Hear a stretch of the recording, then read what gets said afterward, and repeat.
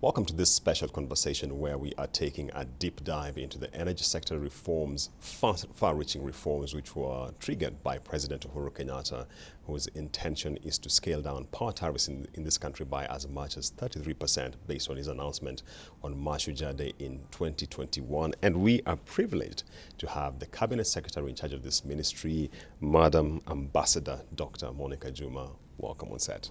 Thank you, Julian. Let's kick this off with the fact that if you read the Power Purchase Agreements Task Force report, the intimation is that there's a desire to harmonize the IPP tariffs, the independent power producer tariffs, with the KenGen tariff. When you speak to industry players, they raise concern that there is an element of the financing used. So KenGen benefits a lot from concessional financing. IPPs reuse commercial financing. So the concern is, how then do we play on the same field? Is it really an apples for apples comparison here? Well, first of all, Julian, very pleased to be on set with you. And this is the first time I'm actually speaking to this question of energy since I took up my job as the Cabinet Secretary for Energy. And it's true.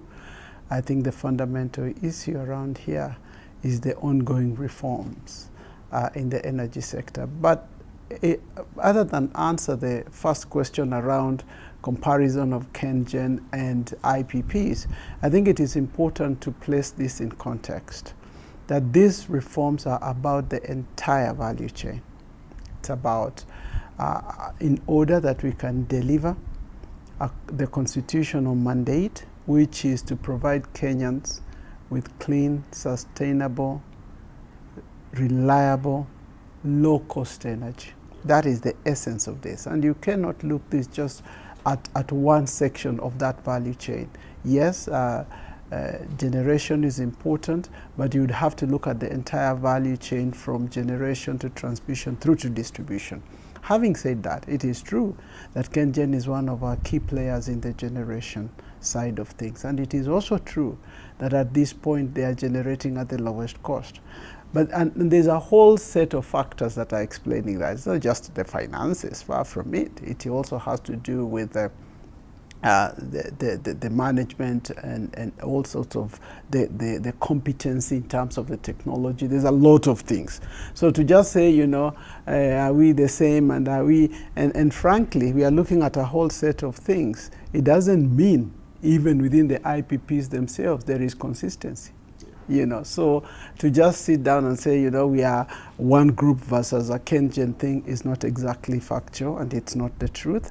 So we are deep diving on each of these IPPs, and each one of them has all sorts of different issues, including KenGen, which is an IPP as well. So we're going to be having this conversation across that section of generation of energy, and ideally is to make sure that we get value for the investment. Okay. CS, recurrently you have mentioned that you've extended the invitation to IPPs. Come to the negotiating table out of your own volition. Let us see what we can work out around this renegotiation of tariffs. So far, what proportion would you say have come to the table out of their own desire? And for those who are not, what sticky issues are they raising? Actually, you'll be surprised. We have sat down with 77 IPPs. So it's a good number, very, very good number. Actually, and the biggest ones are all in, you know. There has been a demonstration of very strong goodwill. There is a shared commitment of the need for the reform. And in fact, many of them have offered proposals. So we are walking this path together. And I think the desire for this reform is not just a government of Kenya desire. We have heard it from the public. There has been calls for it from industry. And there has been calls for it from big players, even investors, you know. So it's really, it's not a government versus IPPs. So yes, we did call out. And yes, we had two sessions that were led by the Chief Administrative Secretary. Very invaluable, very, very invaluable insights. And they are really helping us in terms of setting the parameters of a engagement with the individual IPPs. So I'm very pleased at that. And I believe strongly that as we move into the next stage, it is possible to work through a process that is mutually beneficial for both parties. I see. One of the proposals in the task force report is exploring the use of the Kenya shilling as the PPA currency. And why that's a matter of intense interest is because if I'm an IPP and I'm sourcing financing which is foreign currency denominated, and my sales are in shillings, there tends to be a foreign exchange misalignment or challenge here, because if the shilling is losing, then your cost of servicing the debt becomes higher. Do you see that as a very plausible end game in one of the agenda items of the task force reforms? Well, that cuts both ways. You know, that cuts both ways. If we denominate this in forex, it's the same. If we should have the shilling weakening. But I think we are also being informed by history. If you look at the history of our shilling, it has not been volatile. Secondly, we are having a growing number of investors that are local, you know, and we are focusing also on this category of IPPs that we would wish to encourage, because some of these are small scale. It is our young people that are interested to get into the energy sector, and there is no rationale for them to denominate in forex. You know, so again, this is something that we are going to be looking on a case by case basis, and we are sure that we will find a way forward. Fundamentally, the Kenyan shilling has not been volatile. And we believe that it is possible to work a mechanism of financing that is also, that spreads the risk, so to speak, because that's what you're talking about, that spreads the risk in an equitable manner for both ourselves as government, but also for the investor. I see. CS, let me just push on that point a little bit. How soon would you like to see this come into play? I know the energy sector reforms are a rolling basis. We are pretty much at the start, if I could say. But in your desire as the person steering this, how soon do you like this to come into force? Well, I think there are a number of things that have already happened, you know, as you know. But there is an immediate actions that have taken place. We are looking into the medium term. Some are going to go a little bit longer. But just to signpost to this reform is not beginning now. You know, it begins from its framing in the Constitution, 2010, as I'm sure you heard from the other interview that you held. We are also coming into the Energy Act 2019. We are having the Presidential Task Report. And what is important now is that task report provides us with a handle to accelerate some of that reform, which then talks to the questions around the tariff.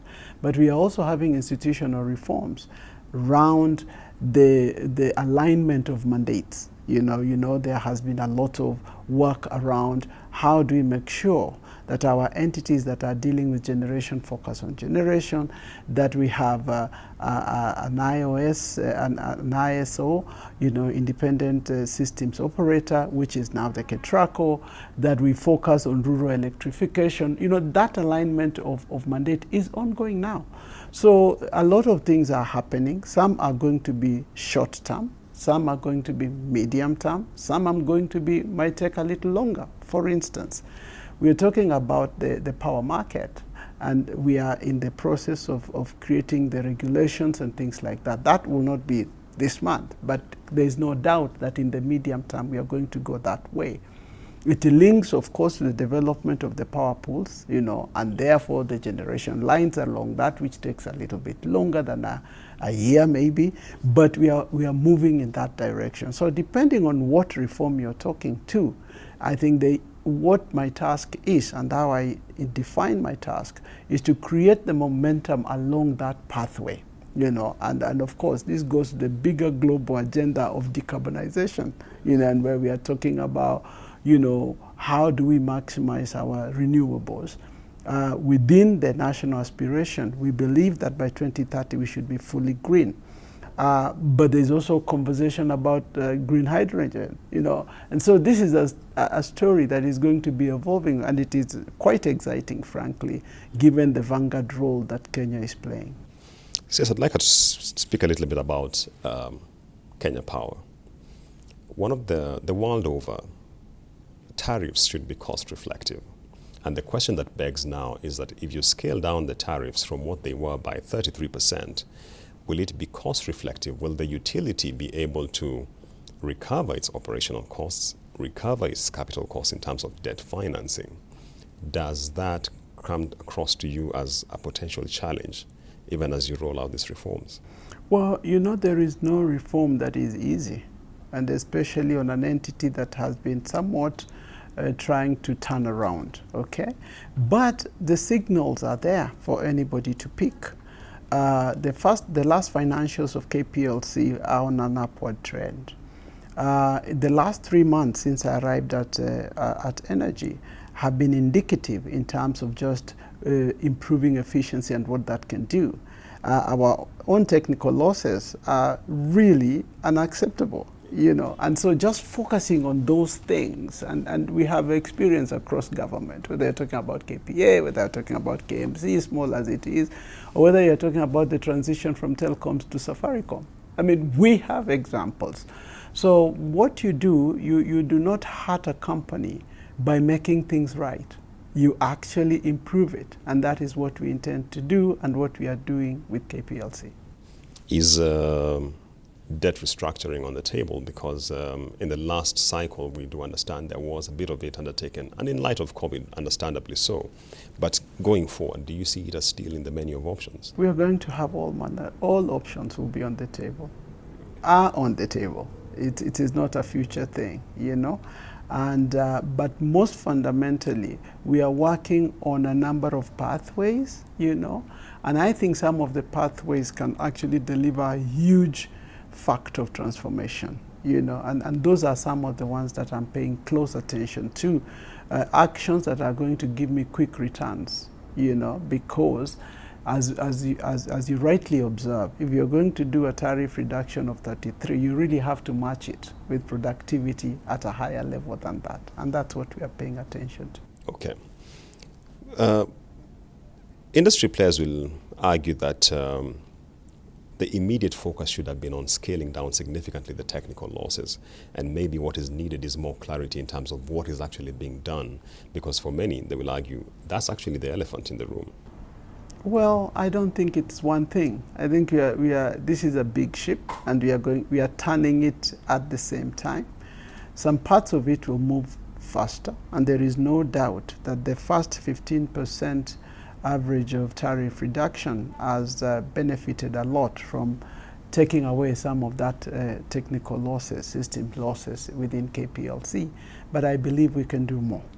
I believe that the alignment across the entities in energy is important. I believe that clarity in terms of the decision-making process and standards bearing is key, because part of the arguments you hear from IPPs is that because we are not sure about how this process rolls, then we do a front-loading kind of stuff, And so just the comfort and the predictability of decision making and a business process that gives comfort along that line, I believe, will provide confidence for the investors themselves to be able to be with us for much longer without panic. Sometimes you almost feel like there's a kind of a panic, but I think there is a sense that everybody believes the path we are taking in terms of instituting business processes that are transparent, that are understood, and you reduce the room of discretion, because I think there's been a lot of discretion in this sector. And so there are a number of things that need to be done. It's not just one. I don't think this is about just one thing, which is systems losses. I think it's much more, including the change of the culture and the doctrine in the organizations. One of the big things that we know we are working on is just customer service. And probably yourself and many Kenyans have been confronted by unpleasant experiences as far as customer service is concerned. Now, that is important, just as important because we are a service provider. So it's not one, I think, Gillian. It's a number of things that must be done in concert so that you can provide first comfort, but you can also provide confidence that you're doing the best you can. And one of the good examples of this is just the response that we had after the incidences of the collapse of the pylons. That reacting in the right time, communicating to Kenyans on what was going on, because the scale of it was actually quite frightening, but communicating in the right time and doing what you must do in order to restore service. That's what needs to happen. So it's a lot of things that need to happen at the same time in order that you can create reliability and you can create also resilience in the system to provide for power in a systematic, in a reliable manner. Okay. So yes, if you read Kenya Power annual reports going back many years, and I've covered Kenya Power for quite a while, one of the issues really raised as a challenge by management is unrealized revenue. And realized in the sense that we sold power, but it's not being paid for. And one of the culprits is government. True. MDA is just not paying their power bills. Well, right now they are. But again, I think it has to do with the capacity to collect also. MDAs might not be paying, but also what is the system we have in place for collection? And so again, it's a question about what are the business processes for this, because there is no reason why government should not be the first payer of consumed power. Yeah, but the point you make is an important one. I have seen it. We've had to follow through in order to make sure we get our money for the 15% tariff reduction, and we will continue to do so. I think fundamentally it is a system of collection, of your debt, because you have to do it if you provide a service. That's what banks do. We should do that. Could you give us a sense in terms of how large it is by way of a quantum and how you're intending to scale it down from the government side? Well, I think it's a lot of things. We must create contact with the consumers. There has been a situation where there is not even correspondence, and even whether you're talking about the national government, and you'll be surprised at some of the culprits, and the accounting officers just don't pay attention to it. I think it's a matter of just making sure you follow through and collect your debts, because it is there, it has been consumed, and there is provision for its payment. So yes, going back to the task force report, one of the biggest surprise for Kenyans was that the recommendation that we retain the take-or-pay model. Because again, if you read Kenya Power annual reports, recurrently, they've said we need to review this model. Are we stuck with take-or-pay? No, we're not. But at the moment, we only have one utility that uptakes power. And this is the logic in terms of, this was the logic in terms of securing the investment, because if you're going to generate power, you need to sell it. I think that's going to change as we develop the power market, as we do the interconnection clearly, and we don't have to, there is no, the acquisition of the power, the uptake then does not depend on one uptaker, in this case KPLC. So I think we are moving in that direction, but as we sit now, and before we go to this point, there was only KPLC that could uptake power from anyone. So really it's a guarantee for the investment, more, and that was the logic that drove that. But there's no doubt that as we move into a different model, into more markets, into more consumers, we do an interconnection with Uganda depending on the need on the other side or our side. We do a connection with Tanzania, with Ethiopia. Then the logic breaks down and you do not need to do a take-or-pay. So yes, if I'm hearing you right, you are intimating something around the liberalization of the market. And if you read the Energy Act of 2019, and particularly the provision around open access and the potential opportunity for generators to go directly to consumers, Many of us have been wondering how soon will we get this activated? Oh, you know, it is happening already, even though it is on small scale. You know, we are beginning to experiment with it. You know, we have we have big consumers that are doing direct, you know, generating and supplying directly to themselves, or some of them into the grid, like ATDA is doing, and things like that. So it is being experimented, and in fact, when we do the off-grids, which are multiplying, and we are beginning to look at it as a way also of stabilizing power access across the country, you have more and more of this. So I see it developing. It's another development area that is likely to explode, because you cannot just depend on the network that we are having right now onto the national grid. So increasingly, I think it's going to be the model, and it is being pushed by demand, really. And the idea that it is also easier for the system when you have different points of generation of power and distribution of power. It is better than just depending on one national grid. I see. Speaking about demand, CS, if we disaggregate the tariff and we have the capacity charge and the energy charge, and the bigger challenge here being the capacity charge, because you need a lot of demand for the cost per unit to go down. One of the concerns raised by industry stakeholders is that the demand being onboarded in this country is weak. So we have a lot of people being put onto the system, but they're not able to pay for the power. So do you feel that we have a demand side challenge again when you look at the energy space? Well, I don't think so. It depends on where you're looking. You know, it depends on where you're looking. And I think this has to be conceived in terms of what is the value of power. At one level, power is a social service.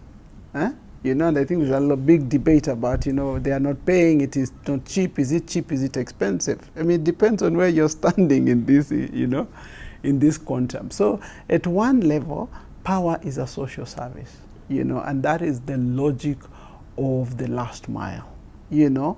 But we have seen coefficiency between power and development, okay? There is no doubt that even in a rural place where power is provided as a social service, it has a multiplier effect. It becomes a force multiplier, so to speak, whether it is in terms of education, that kids can sit under a bulb and have an extra hour to revise. You suddenly see the performance in schools changing. That you have power in the local dispensary, then you can store the vaccine, and incidentally, the health status of this community goes up. You know, in a little market space, that might, you know, and this is why the government had the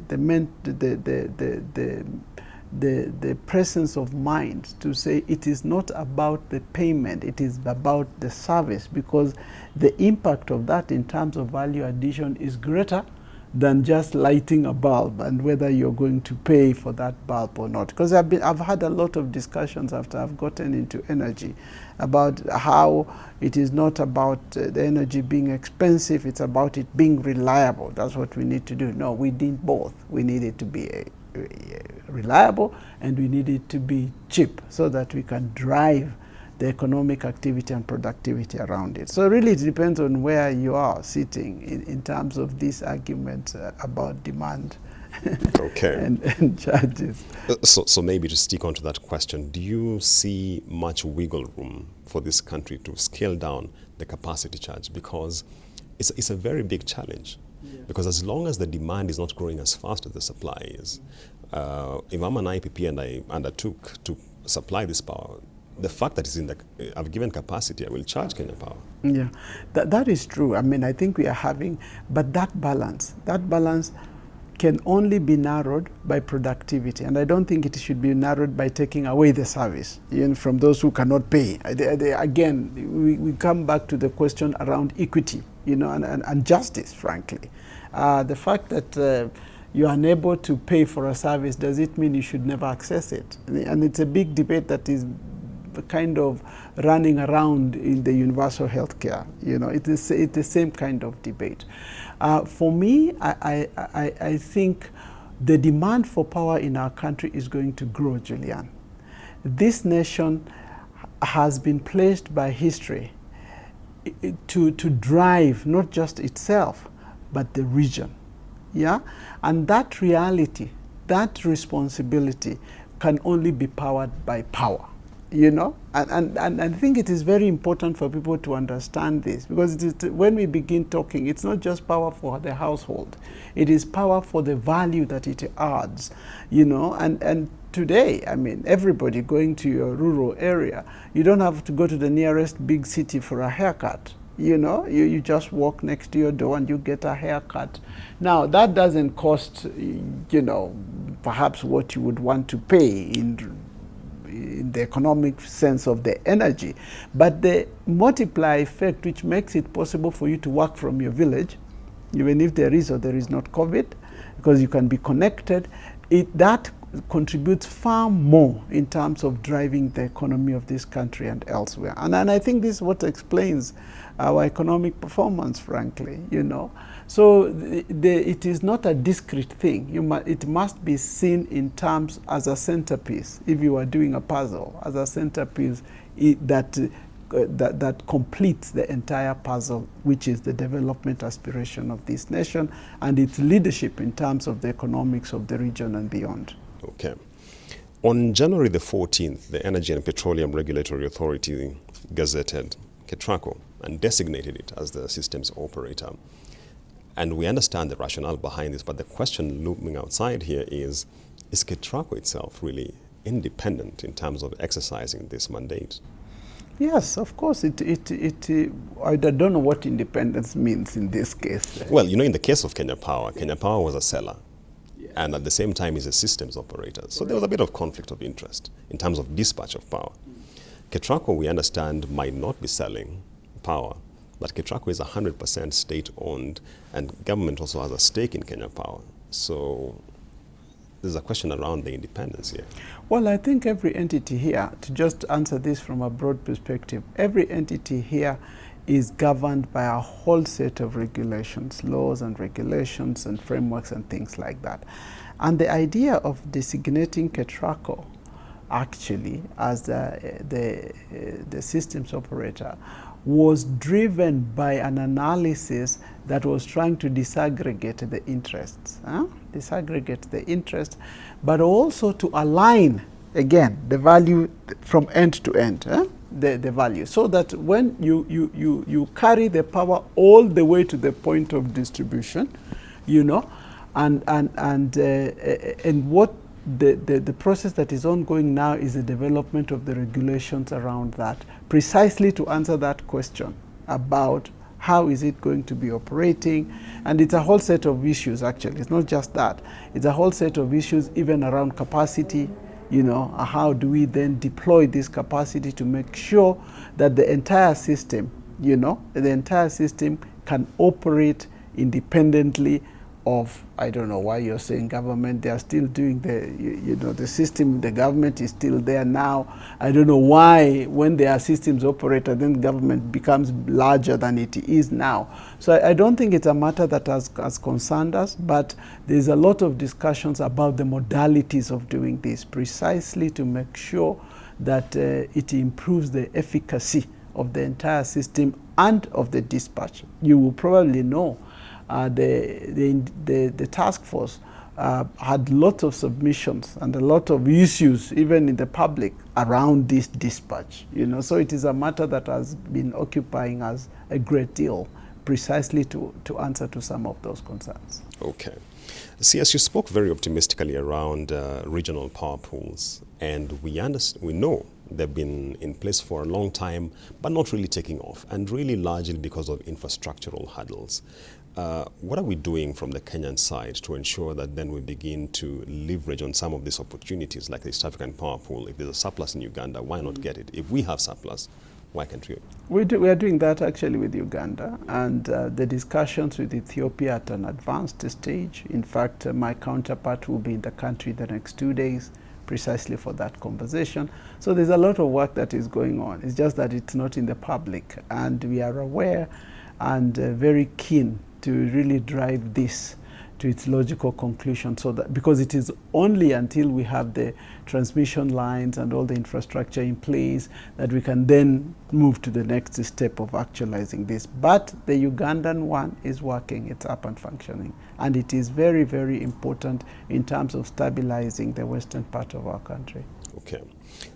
Regarding commercial losses, one of the conversations that Kenya Power has been having and actually rolling out is the issue of smart metering. Are you able to give us a sense of how far we are with this and how, to what extent do you feel this is sealing the revenue leakage? Well, I have been to the workshops that are dealing with smart metering. I am satisfied that it would be helpful. It is helpful in terms of the leakages. I believe that it can be scaled up, you know, and so we are working towards pushing as far as quickly as possible to a universal coverage, particularly for the commercial, the large entities, the users, and so forth. So yes, the answer is yes. I think smart metering is helpful. I think it can be increased in terms of the quantum of it. Of course, you always run behind people trying to innovate around these technologies, but we are doing everything possible to reduce the incidences of bypasses and things like that. They are actually diminishing. We are having a diminished abuse of the system, and we believe that smart metering is the way to go. Okay. We do anticipate, if I got it right, the second tranche of the 15% reduction coming by the end of this quarter.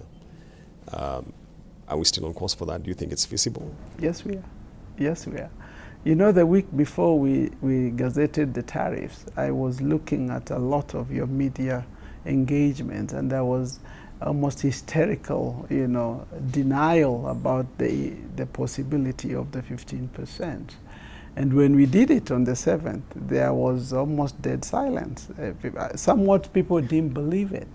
Well, I can confirm we are on course and we are determined, very determined to deliver on the next 15%. But something to note is that in fact, as we speak now, even the first 15% is an average. In many cases, it was higher than 15%. Yeah.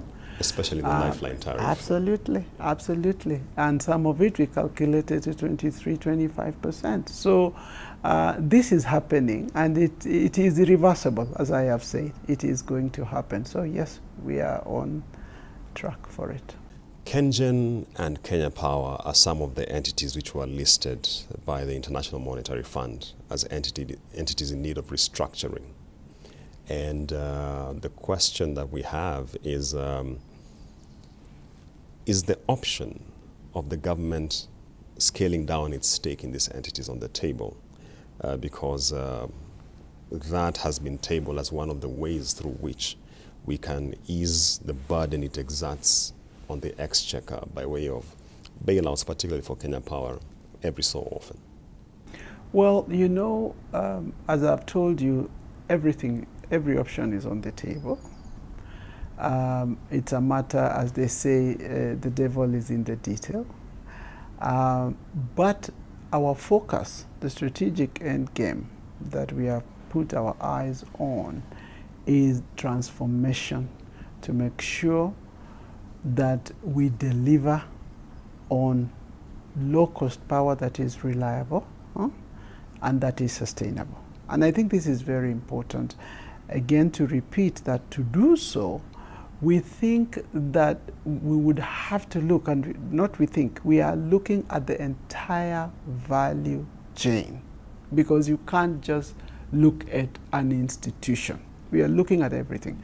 We are looking at the policy guidance, which is why the move is actually towards generating a white paper on our energy, the future of Kenyan energy, so that we can create the policy parameters that are located within the current trends and dynamics, including the entire global decarbonization and climate change agenda. Because that would define the type of investment, you know, and the type of power we want to have, which by extension what type of technology then becomes relevant? There are big questions, there are big strategic questions that require to drive the way our investment lands in this country. But there are also other issues around the whole question of institutional reforms. Institutional reforms, not just in one place, and this is driven right from the regulator's point of view. You know, what is the regulation looking like across the chain of whether it is in terms of generation and so forth, all the way to the distribution at the end point. And then the whole question around the generation itself, the whole point around the transmission itself, because if you have expensive transmission and you pass it on, or expensive generation and you pass it on, then it beats the purpose for which you're trying to achieve this.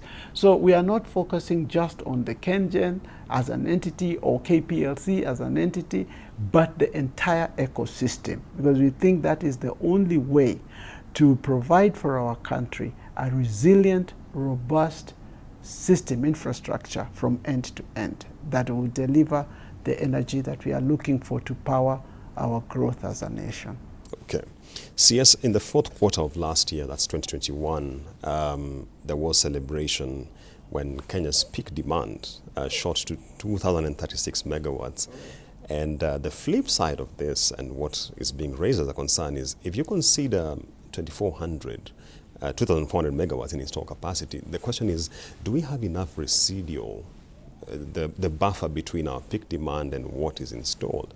Because industry players will tell you, if you think tariffs are a problem, the problem is actually having undersupply when you actually need it.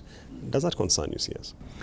Well, it doesn't concern me, but we are looking at it very carefully. I mean, that peak demand told us that, first of all, growth is on an upward trajectory, number one, and I think it is fair to say we should expect this to continue rising. You know, when you look at all the fundamentals and how we are recovering out of the COVID situation, I think it's going to go up. Now, what are we doing about this? There's a number of plants that are already ready, that are being uploaded onto the national grid. So we are, nothing has stopped, by the way, because the people are having this conversation as if there is a part of this that has been held constant. Nothing.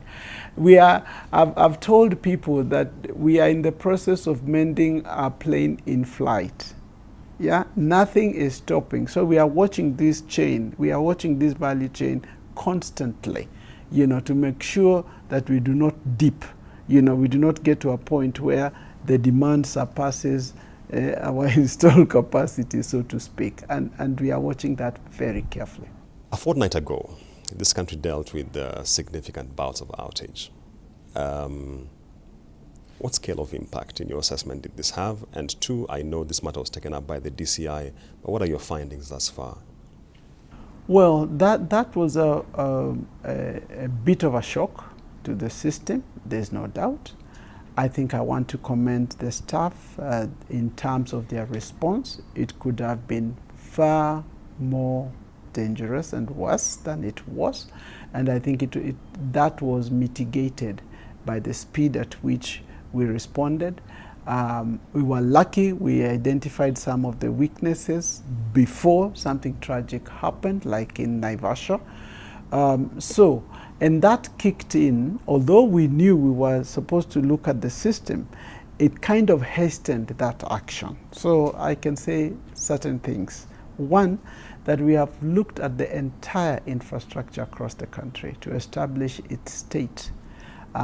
Two, that we have created a mechanism for constant surveillance on the entire system. You probably have heard of the moratorium on the scrap metal. You probably have heard the gazettement of restricted areas, so that all energy installations are restricted areas, are in restricted areas to avoid the possibility of interference with this infrastructure. But we have also begun a very important cooperation, which I think should have been there a long time ago, between the energy sector and the Ministry of Interior. In particular, the administration, but also the police services. And we are working towards the possibility of creating a standalone police unit that will look at the energy infrastructure from end to end. So pretty much like what we have with the railway police. So there's a whole range of things that have happened after that experience to, first of all, restore the network, which is fully restored at this point, to assess the state of the network, and to put in place surveillance and maintenance, constant maintenance, so that we do not get surprised, in the future. And that is why a week ago I was able to confidently tell the people everything was on hand. I see. See, as my final question, and really just going back to my first question, because I've had this conversation around power tariffs with a number of the key players in the industry, the regulators as well as the private sector players. And the question of the financing is really sticking out as a sore thumb for the IPPs in particular. And to a degree, you understand where they're coming from.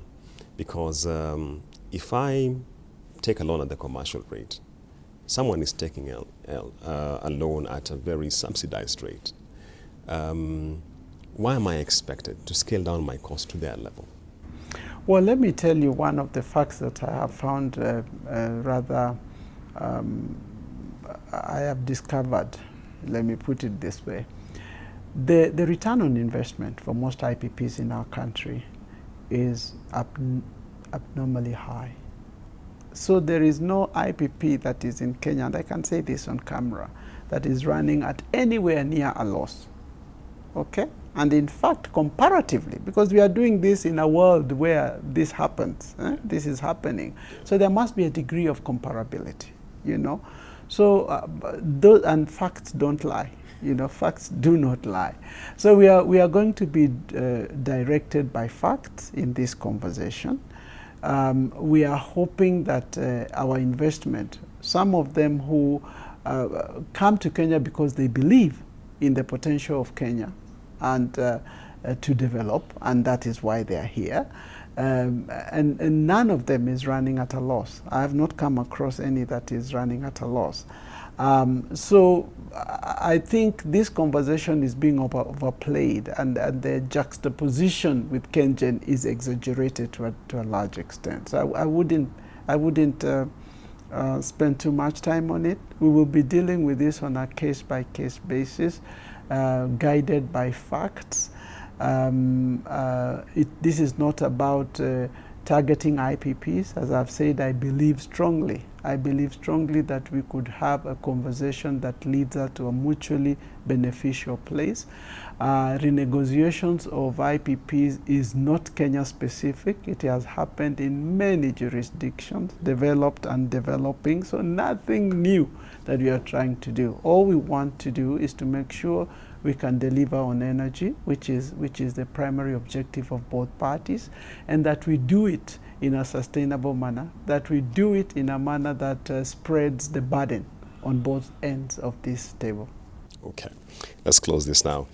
Kenya Power has advertised for a managing director, and the question is, are we done with the purge at Kenya Power? Last year we saw the MD resign, we saw a couple of managers being sent packing. It was quite volatile in that space. Are we done with the purge? Well, I am sure in every organization there is movement of staff, and it's not unique to KPLC, and if there is need for any movement, there will be movement. But the objective of any of these staff management issues is to deliver. So we are going to be focusing on delivery, and once again, we will do what we have to do to deliver on the mandate we have. Ambassador Monica Juma, thank you so much for your time. Thank you, Julian. I truly appreciate it. It's been a pleasure. Thank you. Asante sana. Asante.